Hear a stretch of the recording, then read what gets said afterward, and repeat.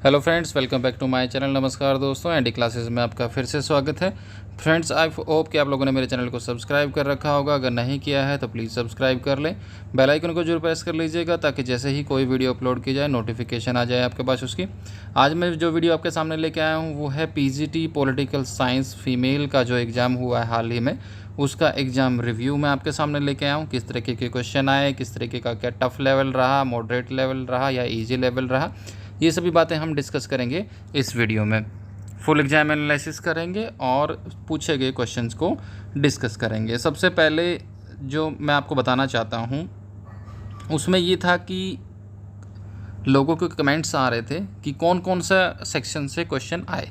तो मैं आपको सबसे पहले बता देता हूँ कि इस वाले जो एग्ज़ाम रहा पीजीटी पॉलिटिकल साइंस फीमेल और पीजीटी पॉलिटिकल साइंस मेल का जो एग्ज़ाम था वो काफ़ी डिफरेंट था।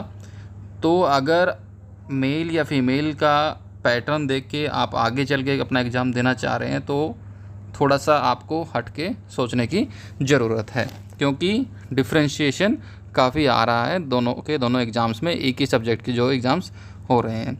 ठीक है, तो आगे मैं आपको बताना चाहता हूँ कि जो क्वेश्चंस थे वो बहुत ही ज़्यादा कन्फ्यूजिंग क्वेश्चन थे। अगर आपको उस टॉपिक के बारे में डिटेल नहीं पता है तो आप आंसर नहीं दे पाएंगे उसका। ठीक है, फिर भी फर्स्ट पेपर जो था वो इजी था, लेकिन सेकंड जो पार्ट था वो काफ़ी मुश्किल था इस एग्ज़ाम का। जीके में जो क्वेश्चन पूछे गए थे वो पूछे गए थे कि हरिश्चरित किसने लिखी, और इसके अलावा जो है कौन सी ऐसी मेटल है जो कि रूम टेम्परेचर पर लिक्विड हो जाती है, ये क्वेश्चन पूछा गया था। ठीक है, और जो है एमसीसी की फुल फॉर्म पूछी गई थी। आईसीसी जो इंटरनेशनल क्रिकेट काउंसिल है उसका हेडक्वार्टर कहाँ पे है वो पूछा गया था। इसके अलावा ना कोई डांस फॉर्म पूछी गई और ना ही कोई करंट अफेयर का क्वेश्चन पूछा गया, जबकि पहले जो पीजीटी पॉलिटिकल साइंस मेल का एग्ज़ाम हुआ था उसमें करंट अफेयर्स और डांस की फॉर्म से काफ़ी क्वेश्चन पूछे गए थे।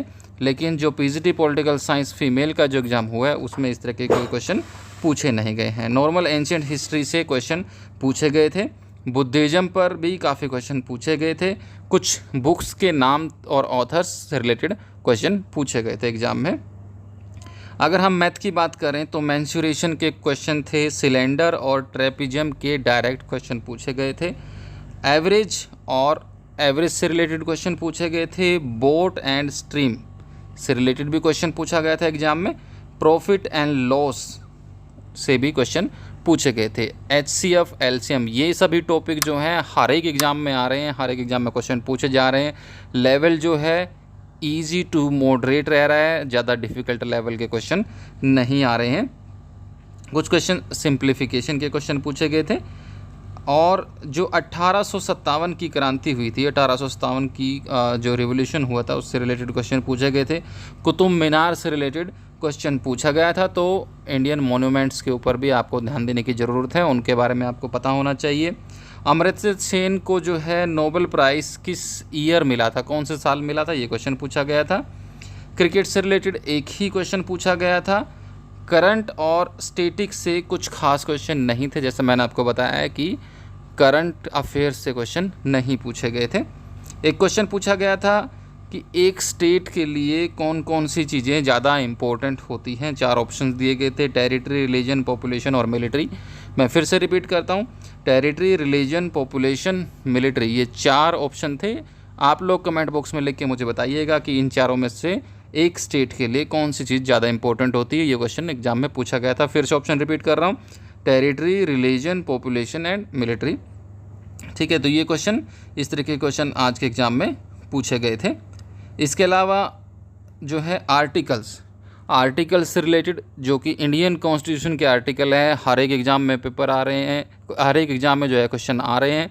आप जो है कॉन्स्टिट्यूशन को तो बिल्कुल उंगलियों पर रट लीजिए, कम से कम 4 से 5 क्वेश्चन आपके हो ही जाएंगे।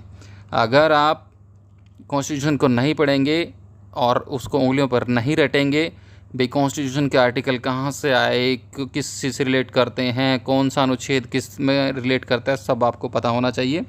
4 से 5 क्वेश्चन पूछे गए थे। आर्टिकल मैं आपको बता देता हूँ, आर्टिकल 23 एंड 24 के क्वेश्चन पूछे गए थे। ईस्ट इंडिया कंपनी के बारे में क्वेश्चन पूछे गए थे। कांग्रेस पार्टी के जो अध्यक्ष था, जो कि मैंने टेलीग्राम ग्रुप में पूरा अधिवेशन का डाला हुआ है कि कब कौन सा अधिवेशन हुआ, कौन उसका अध्यक्ष बना, सब कुछ टेलीग्राम ग्रुप पे डला हुआ है। चाहें तो आप ज्वाइन कर सकते हैं, लिंक आपको वीडियो के डिस्क्रिप्शन में मिल जाएगा।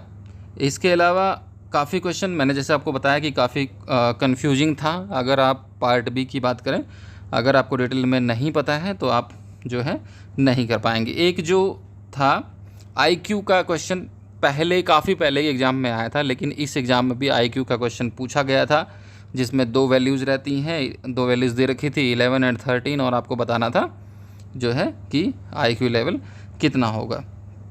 ICC हेडक्वार्टर के बारे में मैंने आपको बता दिया कि तो हेडक्वार्टर से रिलेटेड भी हमने टेलीग्राम पे पूरा जो मैक्सिमम हेडक्वार्टर से जो मैक्सिमम मतलब जो जानी पहचानी जितनी भी एजेंसियाँ हैं सबके हेडक्वार्टर कहाँ पे है उसकी भी डिटेल हमने अपने ग्रुप में डाली हुई है, और हेडक्वार्टर से रिलेटेड क्वेश्चन पूछा गया है। तो आप टेलीग्राम ग्रुप ज़रूर ज्वाइन करें, वहाँ पे आपको सारी इन्फॉर्मेशन मिल जाएगी।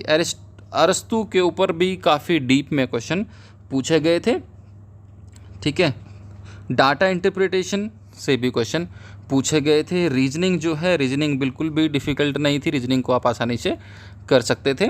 तो मेरे हिसाब से अगर हम कट ऑफ की बात करें तो कट ऑफ जो है इसकी, अगर हम पहला पार्ट और दूसरे पार्ट की कंपैरिजन करें तो पहला पार्ट जो है वो कट ऑफ को हाई ले जाने वाला था, लेकिन सेकंड पार्ट जो है कट ऑफ को डाउन लेके जाने वाला था। तो कट ऑफ जो है नियर अबाउट 150-160 से ज़्यादा ये मैक्सिमम है जहाँ तक जा सकती है, इससे ज़्यादा जाने के चांसेस नहीं हैं, ठीक है। थैंक्स फॉर वॉचिंग, बने रहिए मेरे साथ, ऐसे ही वीडियो जाती रहेंगी।